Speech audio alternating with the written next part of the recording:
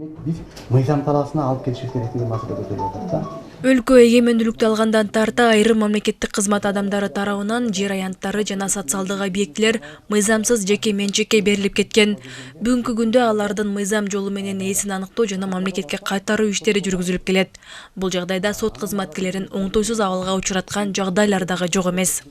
Бул ал объектинин, жердин жана башка кыймылсыз мүлктүн тагдырын мурда билбеген, акыркы сатып алып, ошол мүлктү менин менчигим деп каттатуу менен Конституцияга ылайык ал менчикке ээлик кылып келген кишилер. Алар айтат, биздин менчик укугубуз ким коргойт деп. Анда Конституция кайда калды депчи, ошон үчүн кээ бир учурларда доо арыз канааттандыруудан баш тартылган учурлар бар. Бирок элдин ичинде бул мындай айтканда, уруп айтканда кыжырданып алып келип атат да. Демек силер атайлап мындай айтканда выборочный кетип атат бул маселе депчи. Эмне үчүн тигилердики алынат, биздики алынбайт. Эмне үчүн биздикин алсаң, тигилердикин албай коесуңар дегендей маселелер келип чыгып атат да.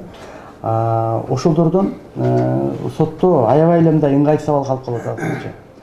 Мыйзамсыз берилип кеткен жерлердин жана айрым социалдык объектилеринин мыйзамдуу чыныгы ээсин аныктоо иштерин алып барууда ар бир жарандын укугу сакталышы керек. Бул жагдай Талас облустук сотунда өткөн жыйында белгиленди. 2026 жылдын 30 апрелинде Кыргыз Республикасынын президенти Садыр Нуркожоевичтин Ысык көлдө өткөргөн жыйынын негизинде силерди чакырып жалпы тегерек стол өткөрүп коелу деп чечтик. Анын себептери мына жер маселелери, жер мунапысы жөнүндөгү мыйзамдар, андан сырткары мына сос объекттер боюнча президентибиз тапшырмаларды бизге дайындаган, айткан маселелер жерлеринде чечилүү маселелерин койгонда, ошонун себебинен сиздер менен тегерек стол өткөрүп чечип биз жыйынга чогулуп отурабыз. Мыйзамсыз жердин ээсин аныктоо жана аны мамлекетке кайтарууда ар бир жарандын укугу сакталышы керек.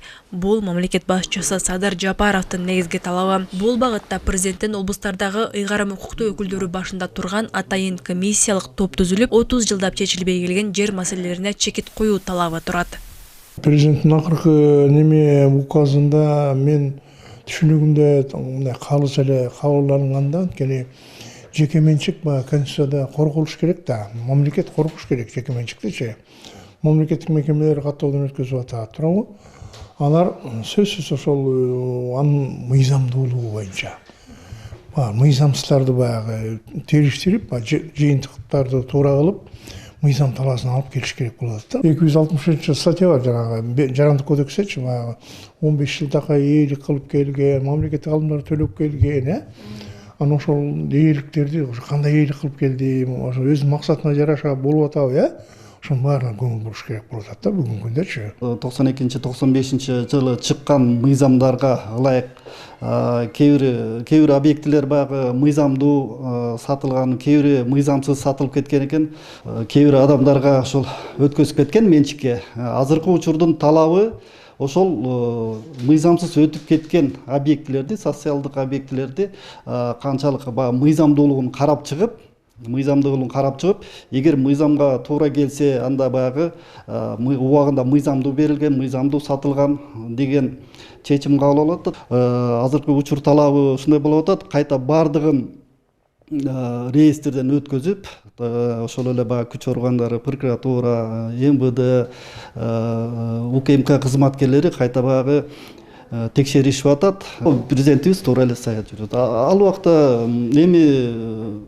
убакта ошондой бир кээ бир адамдарга ушундай мүмкүнчүлүк болгон, ошол баягы мүмкүн айдыл эле съездде баягы менчиктештирип алган учурлар болгон да.